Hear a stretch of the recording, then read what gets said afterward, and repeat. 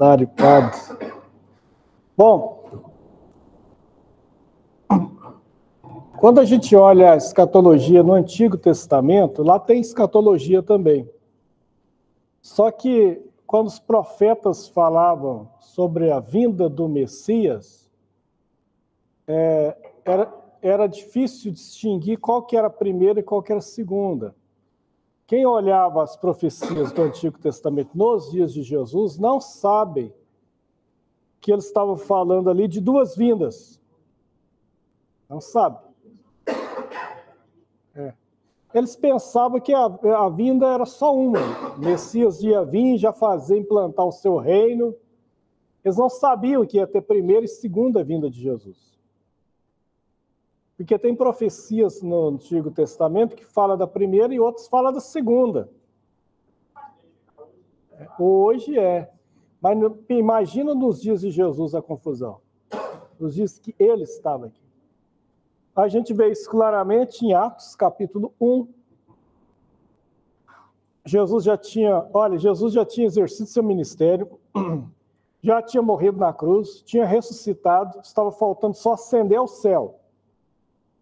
Os discípulos que estavam com ele há 3 anos e meio, Atos capítulo 1, versículos 6 e 7, mostra a confusão dos discípulos. Achou? Pode ler. Aqueles, pois, que se haviam reunidos, perguntaram-lhe, dizendo: Senhor, restaurará neste tempo o rei de Israel? E disse-lhe: Não nos pertence saber os tempos ou as estações que o Pai estabeleceu pelo seu próprio poder. Mas recebereis o Espírito Santo, que há de vir sobre vós, sereis testemunha tanto em Jerusalém, como em toda a Judéia, Samaria, e até os confins da terra. Jesus estava para subir ao céu, e eles ainda não estavam sabendo se ali ele já ia fazer algo que só na segunda vinda ele faria. Eles tinham dificuldade de entender. Senhor, é agora. Chegou agora que o Senhor ressuscitou? É agora que o Senhor vai restaurar? Nesse tempo, Deus vai restaurar o reino a Israel?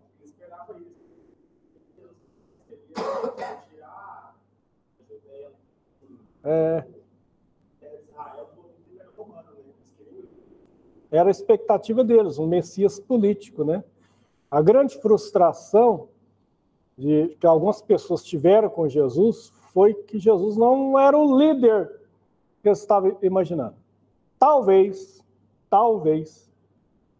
essa tenha sido a frustração de Judas Iscariotes, que era da Judéia, passa os outros discípulos da Galileia.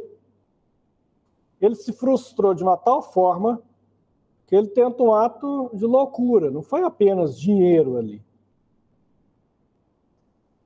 Ele tentou alguma coisa. Como se vê-se assim, Jesus se revela, alguma coisa assim.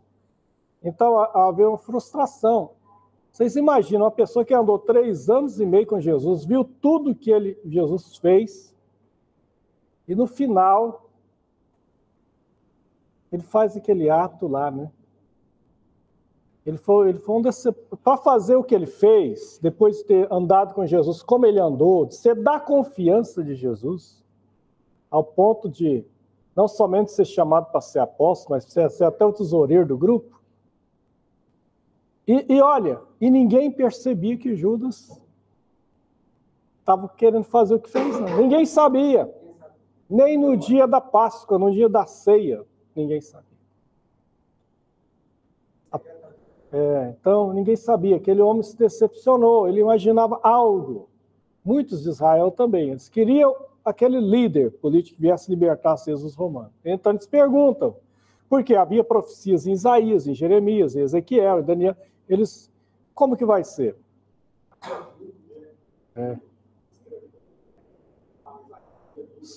Só que eles não entendiam. Porque quando Isaías 61, que Jesus depois lê esse texto quando ele vai na sinagoga de Nazaré, ele dá o livro do profeta dele: o Espírito do Senhor está sobre mim, que me ungiu para libertar os aflitos, oprimidos, a pôr em liberdade. Eles imaginavam uma libertação política, e era espiritual. Eles eram, na verdade, carnais. Aí Lucas 17, 20, Jesus fala o seguinte, fala, olha, quando alguém falar, o reino de Deus está ali, está acolá, não acrediteis, porque o reino de Deus está dentro de vocês. Mas eles ainda não entenderam. O Senhor é agora. E aí Jesus fala, não compete a vocês saber os tempos, as estações. É isso aí que os escatologistas estão desobedecendo Jesus até hoje. Não compete a vocês saber os tempos, as estações, não fique quebrando cabeça como é que vai ser o roteiro da vinda de Jesus, que não compete a vocês. Tem gente que fica fazendo um roteirinho, fazendo roteirinho, pega um versículo daqui, faz ali, faz um Frankenstein teológico, pegando um versículo daqui e vai montando um roteirinho, sem que ele falou para não fazer. Não compete a vocês saber os tempos, as estações, que o Pai ainda debate e briga. Não compete a vocês saber isso. Se preocupem em ser cheios do Espírito Santo e ser testemunho. Mas havia isso, os profetas falavam. Então, quando você lê o livro do profeta Isaías, você vê ali textos que é para a primeira vinda, como Isaías 61, e vê textos que é para a segunda vinda. Ele chega a falar, no capítulo 66, Isaías, novo céu e nova terra, igual Apocalipse no finalzinho. Ele está falando lá do futuro, né? O livro de Jeremias, o livro de Ezequiel.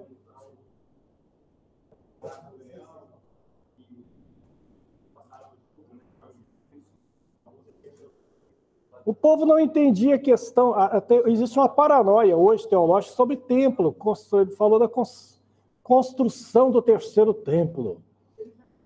Não sei o quê. E aí, a ponto de... Tem pessoas que ensinam que no milênio vai voltar a ter sacrifícios. O rei Davi, depois de 3.000 anos, vai ressuscitar e vai ser um regente. Tem livros teológicos com essa asneira. Vai ter sacrifícios novamente. Se o apóstolo Paulo ouvisse um negócio desse, ele falou, vocês estão pisando no sacrifício da cruz. Vocês estão renegando a graça. Igual ele falou para os Gálatas. Se ele ouvisse um negócio desse, voltar a ter sacrifício. O templo. Se construir um templo judaico hoje, onde a mesquita de Omar, de Al-Aqsa, tem duas lá, é a terceira guerra mundial. Porque Jerusalém é o terceiro lugar sagrado do islamismo. Meca, Medina e Jerusalém.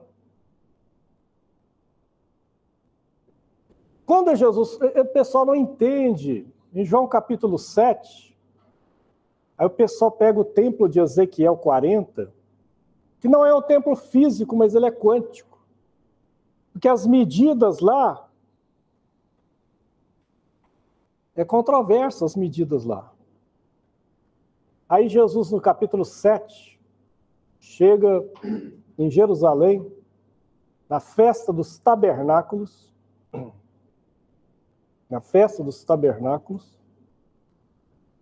você já deve ter ouvido muitas pregações de Ezequiel 47, do templo com as águas purificadoras, que ia dar no joelho, dar nos artelos, vocês devem ter ouvido várias vezes. Aí o pessoal joga lá para o milênio, não sei o quê. E aí Jesus fala, olha, havia um ritual, uma festa dos tabernáculos, quando o sacerdote saía, e o povo saía em procissão mesmo, igual a procissão católica, né? Atrás, ele pegava um jarro de água, ia na fonte de Gion e derramava. Era um ritual. Isaías 44. Porque derramarei água sobre o sedento, versículo 3. E o meu espírito sobre a tua posteridade. Ezequiel 47. Eu vi água saindo do trono lá, né, no templo lá. Aí Jesus pega, se põe no meio da multidão e fala, olha, Quem tem sede, vem a mim e beba. Como diz a Escritura. Rios de água viva fluirão. Ele está falando de Isaías, Ezequiel 47, Isaías 44. E o povo jogando lá para Milênio, nadando para tanto quanto lá.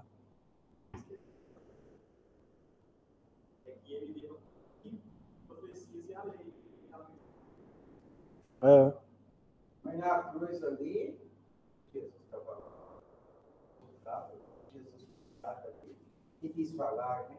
É do que destrói o templo de Deus e torna ele construir direitinho. E eles pensavam no templo.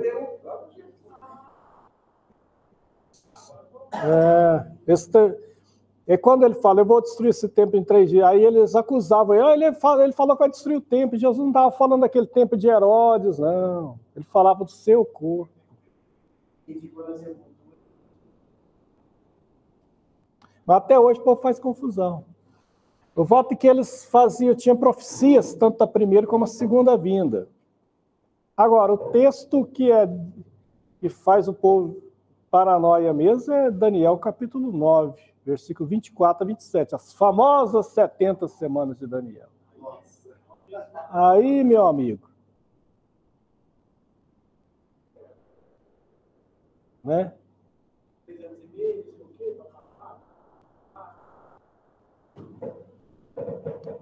Ali tem coisa que já aconteceu, e ali tem coisa que vai acontecer. A profanação do templo já aconteceu 2 vezes. Uma com Antíoco Epifânio, no ano 163, quando ele profanou o templo, que Zorobabel tinha reerguido, o segundo templo, e sacrificou um porco, que era considerado animal imundo, no altar do templo de Israel. E aí estourou a revolta dos Macabeus, que está no livro de 1º e 2º Macabeu. Ali é livro histórico.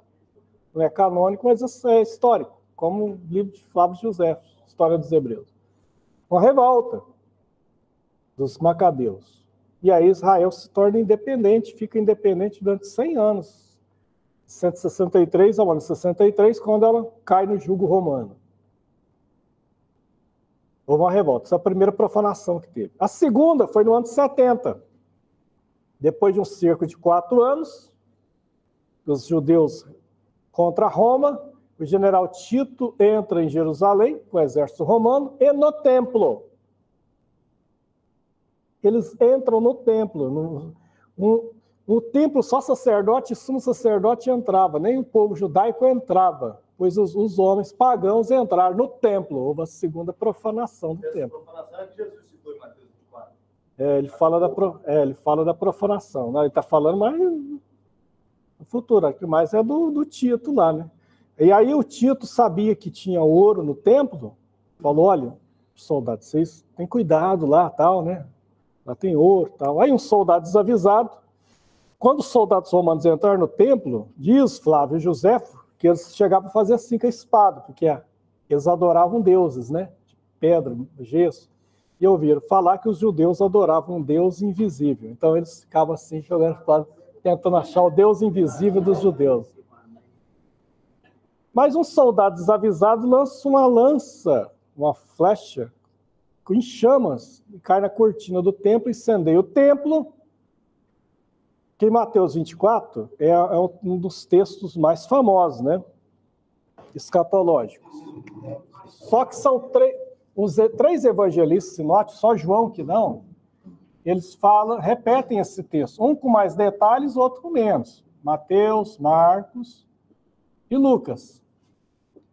Mateus está no capítulo 24. Marcos está no capítulo 13. E Lucas está no capítulo 21. Esses 3 textos são sinônimos, são parecidos. Só que um com mais detalhezinho, outro menos, outro mais ou menos. É os princípios das dores, a grande tribulação, eles vão falar, os 3 vão falar. Todos são falas de Jesus. E aí, em Mateus 24, que é o que dá mais detalhes, eles chegam conversando com Jesus, mostrando o templo que Herodes embelezou. Segundo historiadores, ficou maior e mais imponente que o de Salomão. E eles falam, mostrando a edificação. E Jesus fala, olha, não vai ficar aqui pedra sobre pedra que não seja derribada. Lembra que eu falei que existe a interpretação preterista, futurista e paralela? Ali, aquele texto ali, se cumpriu. Isso não vai se cumprir no futuro, não. Quando cumpriu? No ano 70. Quando o soldado, desobedecendo Tito, lançou a lança nas cortinas e pegou fogo, o templo, depois eles mataram os sacerdotes lá e José falar que o sangue escorria escada abaixo, os romanos mataram 1 milhão de judeus nessa guerra. 1 milhão. Depois de escorrer água, sangue escadaria abaixo, eles não perdoavam, eles entravam e iam matando, e aí pegou fogo, e aí a notícia é que lá tinha ouro, e o templo pensa a pegar fogo, eles então derrubam o templo pedra sobre pedra em busca do ouro que derretia. E aí cumpriu a palavra de Jesus, não vai ficar aqui pedra sobre pedra que não seja derribada. E cumpriu no ano 70. Essa não vai cumprir, não. Essa se cumpriu. Mas aí depois tem outros textos que vêm se cumprindo no decorrer dos 2000 anos. Haverá fomes em vários lugares, terremotos em vários lugares, pestes. Lucas 21 usa uma expressão extraordinária para a época, que Mateus não usa e Marcos não usa, mas Lucas usa. Em vez de pestes, que Marcos e Mateus falam, ele usa a expressão epidemias. Haverá epidemias. Eu lembrei de Lucas 21, até preguei, fiz pregações em vídeo, né, quando os templos não podiam ter culto, lembra? De Lucas 21, mostrando, na época do auge do coronavírus, falava, Jesus já tinha alertado sobre isso aí há muito tempo atrás. E a peste negra, na Idade Média, e a gripe espanhola em 1918, né, que matou, as duas mataram mais do que o coronavírus. Mas foram terríveis. Mas o coronavírus, para a nossa geração, foi algo muito impactante. O mundo inteiro parar. Muita gente ficou com medo de morrer, né? É. Não foi só uma região, né? Foi uma pandemia, né? Não foi nem uma endemia, foi uma pandemia mundial, global. Você acha que vai ter Acredito que sim. Pelo que o Apocalipse mostra, vem coisa braba por aí ainda. Vem coisa barra pesada aí. Aquele cantor mundano quase cantou a profecia, né? O dia que a terra parou, né? É. Aquela música do... É, a autora é o Paulo Coelho, né? Tem coisas que é provocado pelo próprio homem, se Deus fazer nada. Existe vírus estocado nos Estados Unidos, na China, na Rússia, para a guerra biológica. Vírus, por exemplo, o vírus que está erradicado desde 1979, de uma doença que matou milhares de pessoas, que era a varíola. Era para eles ter sumido que isso aí, não, para eles terem varíola estocada. Para quê? Para soltar em alguma guerra. E aí você imagina o que o pessoal pensa. Aquela tal de varíola, algumas histórias, não sei se é certo ou não, foi jogada naqueles índios passados que não aceitavam gente humana no meio deles, né? Aí jogou essa peste lá no meio deles e acabou propagando para eles também. Quando tanto os portugueses como os espanhóis, né, conquistaram a América, muitos indígenas morreram por peste, né, porque eles não tinham contato com algumas doenças que os homens da Europa tinham, né? Então foi uma mortandade doida. Bom, aí Jesus começa a falar, haverá falsos cristos, haverá falsos profetas. Então ele fala, cuidado. O primeiro sinal da vinda de Jesus, que é o chamado princípio das dores, que ele fala, é o engano. Pode olhar em Mateus 24, que a primeira coisa que ele fala é, cuidado que ninguém vos engane. O engano é o primeiro grande sinal da volta de Jesus. Haverá falsos cristos e falsos profetas, né? Que estão aí, né, enganando as pessoas de forma terrível, né? E as pessoas são enganadas. E continuarão a ser enganadas, infelizmente. Né? E ele vai citando. Aí chega um ponto que ele fala de um período que a coisa vai ficar bem terrível. Ele fala, mas isso aí ainda é o princípio das dores. Aí quando ouvi-se falar da desolação, que o profeta, ele cita Daniel. Que o profeta Daniel falou. Então ele fala com o desolador, né?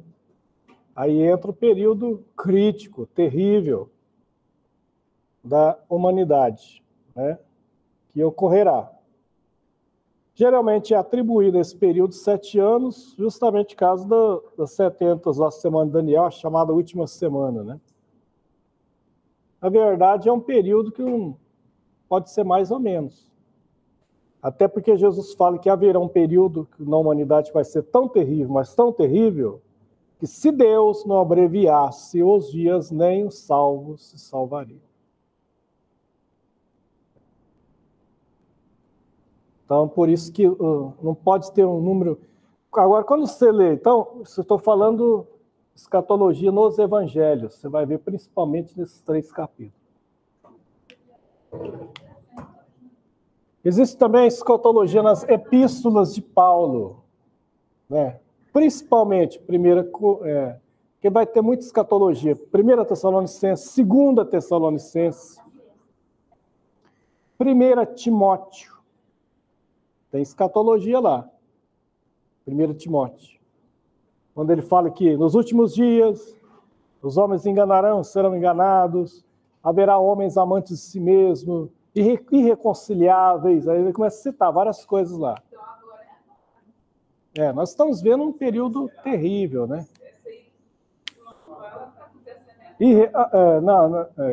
Sem amor materno, paterno, sem nada, né? Jesus também fala que o amor de muitos se esfriaria, né?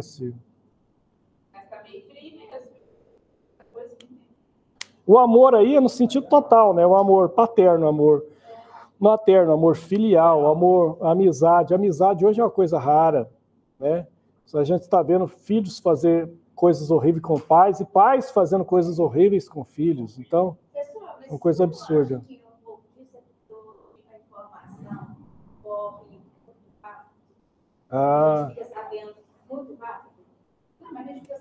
Fica sabendo, mas o fato está aí, né? Está ocorrendo, independente se está tendo informação, não.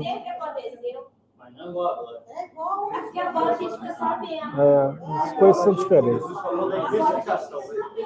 Sempre teve. Só que Jesus fala que conforme ia chegando o tempo, as coisas iam intensificar, iam aumentar.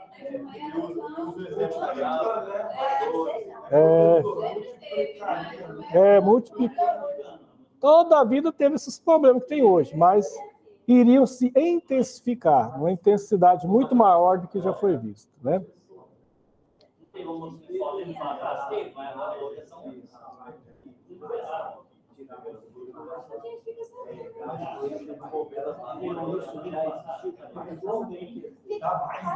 Questão das grávidas. Desliga seu celular, assiste só o jornal e vê se quer saber de alguma coisa. Não, eu não ouvi falar, não. Vamos lá, gente, ó, para cá.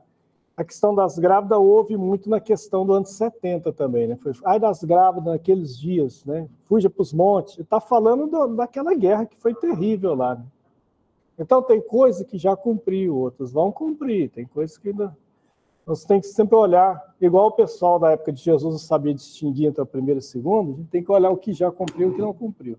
Então, Paulo fala muito escatologia, né? Em Corinto, ele fala um pouquinho. Aí, em cada epístola, ele costuma dar uma pinceladinha, mas em 1 Tessalonicenses, 2, 1 Coríntios e 1 Timóteo que ele fala mais. Pedro também fala na 2ª epístola, né? Ele vai falar um pouco sobre a vinda do Senhor, que os escarnecedores, os que vão duvidar que o Senhor vai voltar, porque sempre ouviu falar, então Pedro vai falar também um pouco. Judas um pouquinho, e é claro que 1 João fala também, filhinhos, provai se os espíritos são de Deus, porque já muitos espíritos não saem aí, não são de Deus, são o espírito anticristo. Mas as grávidas, o que é? As grávidas... Pastor americanos que as igrejas. Não, teve as grávidas literal mesmo, naquela época lá. Mas é claro que o livro que mais vai falar é o Apocalipse. Esse livro tem que ser lido com cuidado. Por quê? Porque ali tem coisa que é simbólica. Ali tem numerologia, né? Tem muitos na questão de números que representam alguma coisa, significa que é literal aquele número. Por exemplo, eu expliquei para vocês sobre a questão dos 7 Espíritos de Deus. Que não significa que o Espírito Santo que é 7. Significa que é o Espírito Santo na sua plenitude. 7 é um número de plenitude, né? Aí citei Isaías 11:2. Então ali tem muito 7, tem muito 3, tem muito 12. Então tem coisas que 12 vezes 12 dá quanto? 144. Os 12 apóstolos, no Antigo Testamento, 12 apóstolos. Jesus escolhe 12 patriarcas no Antigo Testamento. Jesus escolhe 12 apóstolos, né? Então, muita coisa ali, 1000 também é um número de totalidade. Então, significa 144 mil só, né? E tem tribos lá que não existem, que deixou de existir há muito tempo, estão lá. Então, ali pode representar uma totalidade de salvos do Antigo, salvos do Novo Testamento, muita coisa assim. 24 anciãos, 12, mais 12. Mas os 144 mil fala especificado que é Israel.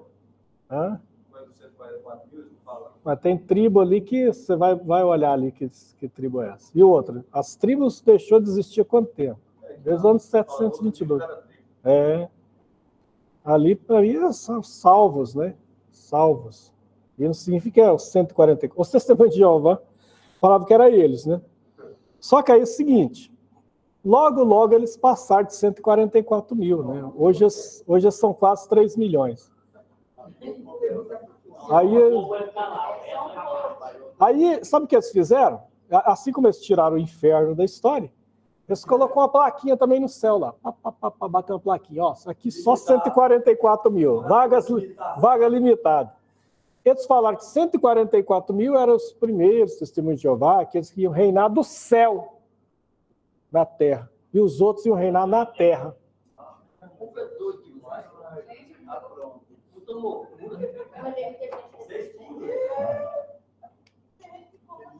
Então, lá tem muita coisa. Então, Apocalipse 1, 2 e 3 é literal. É a visão que João teve na ilha de Patmos e que ele é ordenado a escrever para 7 igrejas que existiam naquela época.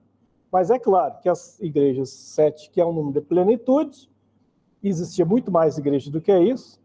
7 é um número proposital para representar todas as igrejas.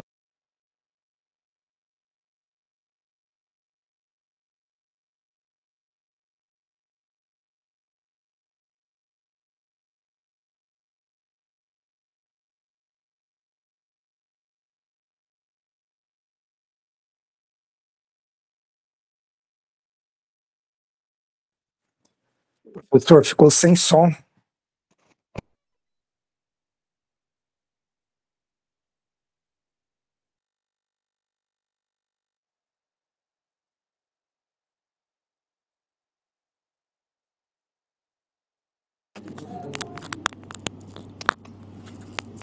Voltando. Alô? Som? Ok, voltou. É essa aqui.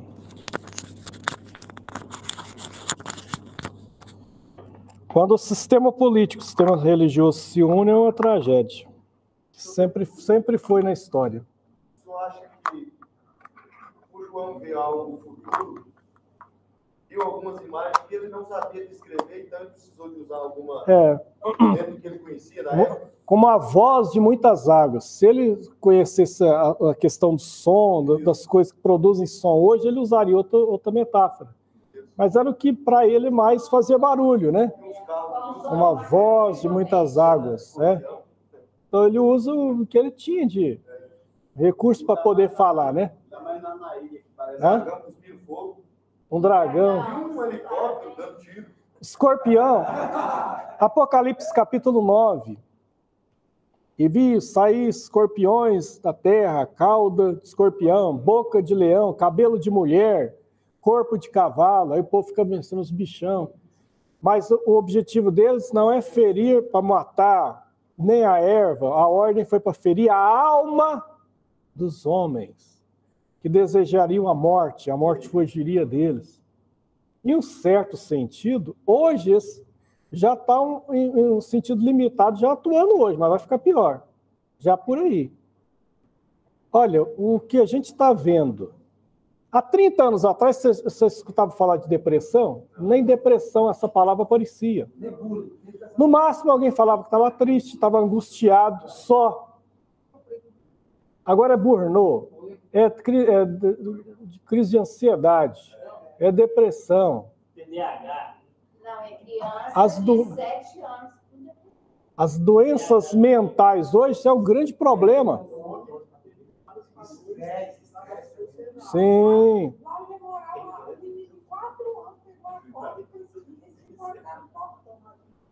Só que aí acontece, tem os fatores sociais, econômicos, cultural, tudo tem. Tem a questão do próprio celular hoje, essa dependência, isso aí tudo tem consequência psicológica. Tudo tem consequência psicológica. Mas o negócio é mais profundo que isso. É na alma, não é só na mente. É na alma. A questão do suicídio hoje está uma coisa terrível. Isso é espiritual, e ele conseguiu ver. O número de pastores que suicida hoje é grande. Esposa de pastores, filho de pastores.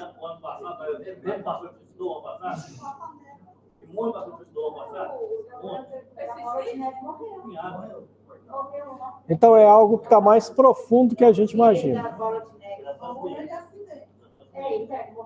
Vai ter uma... Hã? A depressão, ela tem causas orgânicas, né? Algum hormônio que está desequilibrado é uma das causas. Outra causa é psíquica, né? Mesmo, psíquica, mental. Mas existe causa espiritual também, mas agora não pode jogar tudo para espiritual, igual o povo falava, depressão do demônio. Isso aqui. Tem gente que generaliza.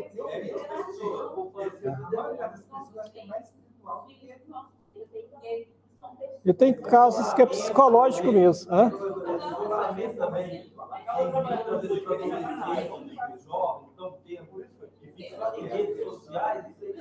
Causa. Mas o que eu quero dizer para vocês é que Apocalipse tem a parte literal e tem a parte que é simbólica, que não significa que é aquilo ali. Ele estava falando, né? Mas representava alguma coisa, né? Representava algo, mas não significa literal. E também o Apocalipse não está em ordem cronológica. Apocalipse 1, depois vem o 2. Se você for ver, Apocalipse, na verdade, foi escrito de forma de ciclos. A hora que chega no capítulo 14, parece que encerra um ciclo. Tá. Aí depois no 17, outro ciclo. Aí no 19, outro. Você pode ver que no final termina como e agora tal. Acontece um negócio como se fosse uma epifania, quase que o final de todas as coisas. De repente já começa tudo de novo. Ele não foi escrito em ordem cronológica. Ele foi falando como em questão de ciclos, um evento. Depois parece que aí ele vem dar mais detalhes sobre aquele evento. Capítulo 4 a 11 é um, depois de 12 a 14 é outro, depois de 15 a 17 é outro, e de 18 a 20 é outro. Você pode olhar que tem cerca de 4 ciclos ali, 4 paralelos, né? Ali no livro de Apocalipse. Então, havia um escritor na Idade Média que ele escreveu sobre isso, era Ricardo... o nome da cidade lá. Agora esqueci o nome da cidade, é uma cidade francesa, que ele escreveu há mais de 1000 anos atrás, com um comentário sobre o Apocalipse, que ele falava dessa questão dos ciclos. Depois que eu lembrar, eu falo. Nova Jerusalém descendo literal ou simbólico? Ali já espiritual. E eu creio que a terra, fica claro que a terra vai passar por uma purificação. Né? A terra vai passar por uma purificação. Aliás, até a natureza, Paulo diz em Romanos 8 que a natureza geme, né? Aguardando a redenção. Paulo fala sobre isso.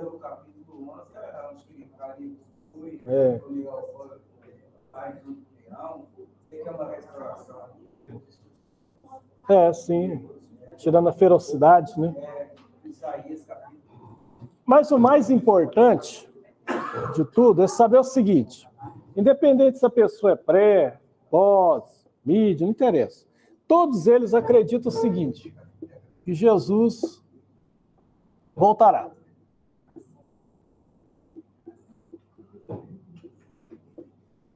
Ele vai voltar. O importante é saber que Hebreus 9, 28 fala que ele virá, depois de ter vindo, virá a segunda vez.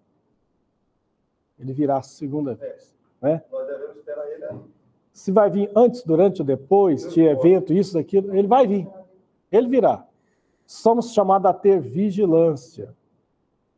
Vai vir a hora que não penseis. Ele fala, olha, não vai ser a hora que vocês imaginam, não. Ele, filho do homem, virá quando não penseis. Estarão dois moendo, um será levado, outro deixado. Dois dormindo numa cama, um será levado, outro deixado.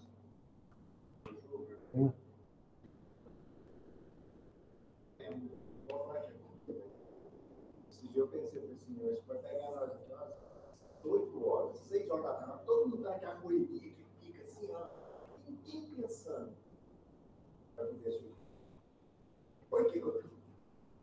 Será a hora que você menos imagina. Por isso você tem que estar preparado todo momento, né?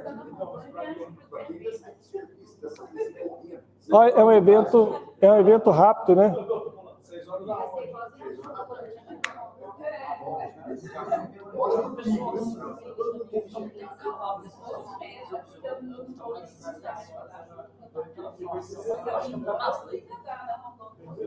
Aí ele fala o seguinte, Jesus fala lá em Lucas, que o povo, gente, o povo teria medo do bravio das ondas do mar. Ali está falando de tsunami, claramente. Né? De tsunami, claramente. Lucas, teria medo do bravio, né, da barulho das ondas do mar. Porque quem já viu vídeos sobre como foi o tsunami na Indonésia em 2004, o pessoal estava na praia normal. De repente teve a tal da ressaca, né? Quem já foi no mar sabe, e de repente veio e foi rápido, foi levando tudo. Né? No Haiti, em 2011, no Japão, quando houve aquele acidente nuclear lá, tem vídeos, 2011, do Japão, você pode olhar no YouTube, como que é, o pessoal tá lá, os japoneses todos filmando, lá, de repente, fui vindo e levando tudo lá. Não dá tempo. É muito longe a comparação, mas eu já estive na Rondon quando ela começou a encher. Assim, a gente não anda nem um minuto, você não tem água, de repente você vê que tanto de água que vocês. É de uma vez. É rápido, né? Aí Jesus compara com Sodoma e Gomorra e com os dias de Noé. Ele fala, não perceberam até que veio o dilúvio e os levou a todos. Né? Ele fala, assim também será na vinda do Filho do Homem.